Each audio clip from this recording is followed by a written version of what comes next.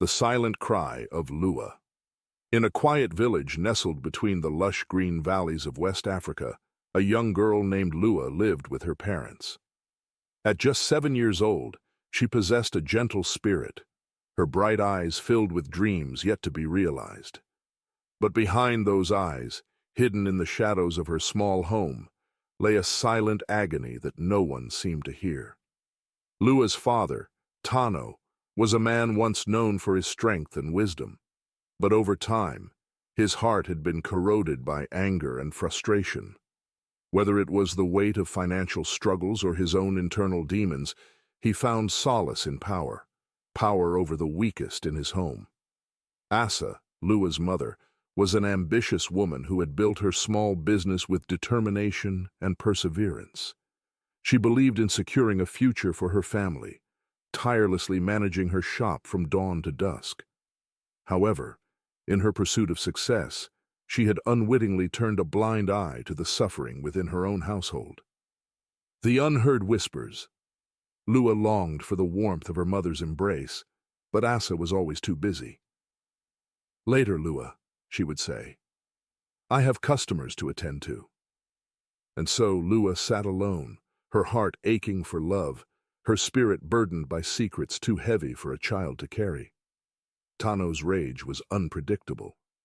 One evening, after a minor inconvenience, perhaps a misplaced item or an untidy room, he lashed out at Lua. A harsh slap, a cruel word. The cycle continued, each day blending into the next with the same unbearable pattern.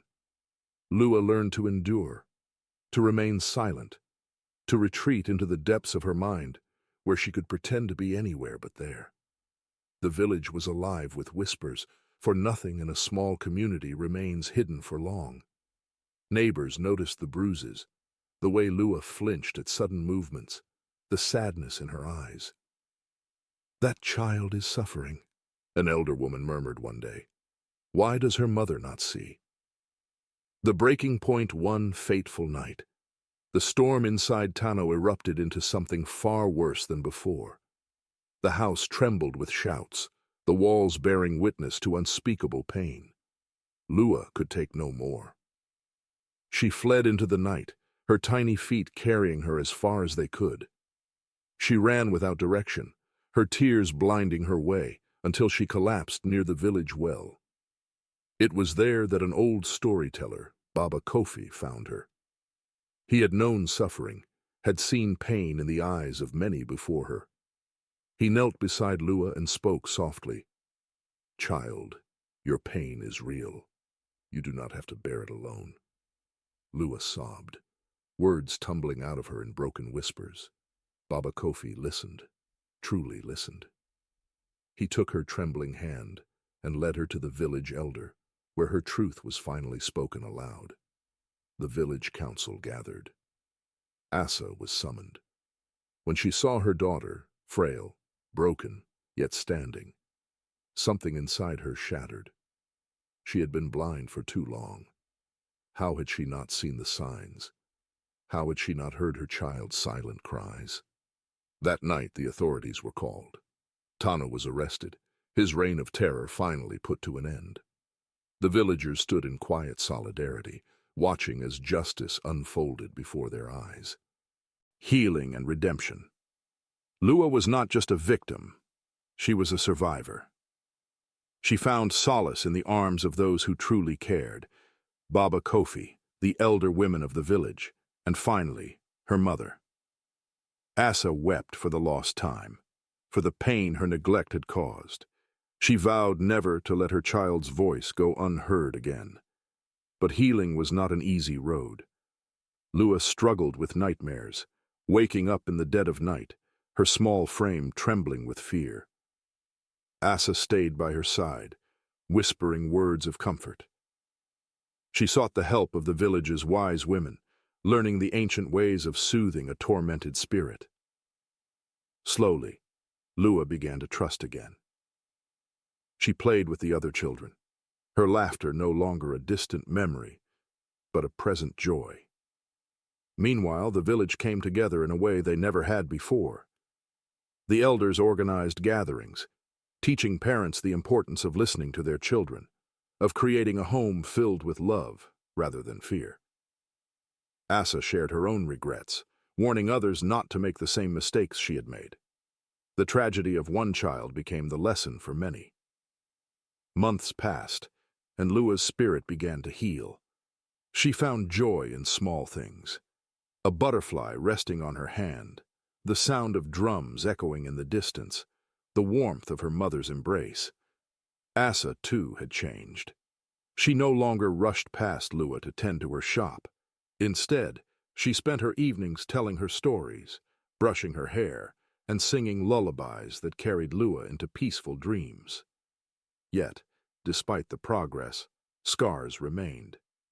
There were moments when a loud noise would make Lua freeze, moments when she questioned her worth, moments when fear still lurked in the shadows. But with love, patience, and the unwavering support of her community, she continued to grow stronger. Baba Kofi, who had first listened to Lua's pain, continued to visit her. He told her stories of warriors who overcame great suffering, of women who found strength in their darkest hours. "Your pain does not define you," he said one evening as they sat beneath the vast African sky. "Your strength does." The lesson of a mother's love. Through Lua's suffering came a lesson for all. A child's heart is fragile, yet its silence speaks volumes. To ignore it is to break something that may never fully heal. No ambition, no duty, no responsibility is greater than the duty of a parent to protect, to nurture, and to listen. Lua's story did not end in tragedy, but in resilience. She grew stronger with time, her pain transformed into wisdom. She learned that love, when given in time, has the power to heal even the deepest wounds. And so, as the sun rose over the village, bathing the earth in its golden glow, Lua's story became a beacon, a reminder that no child should suffer in silence, and that listening, truly listening, can save a life, a future of light. Years later, as Lua grew into a young woman, she dedicated her life to helping others like her. She became a voice for the voiceless, a light in the darkness for children who had once felt as lost as she had. She traveled across villages, speaking to families, advocating for the safety of children, and ensuring no one suffered in silence as she once had. One day, standing before a gathering of mothers and fathers, she spoke the words that had once saved her. "Your pain does not define you. Your strength does." And in doing so, she proved that even the deepest wounds could heal, that pain could be transformed into purpose, and that love, above all, was the greatest force of all. As Lua gazed at the faces before her, she saw hope, just as Baba Kofi had seen in her. The cycle of suffering had been broken, and for the first time in a long time, she knew that her story was not just one of survival, but of triumph and transformation.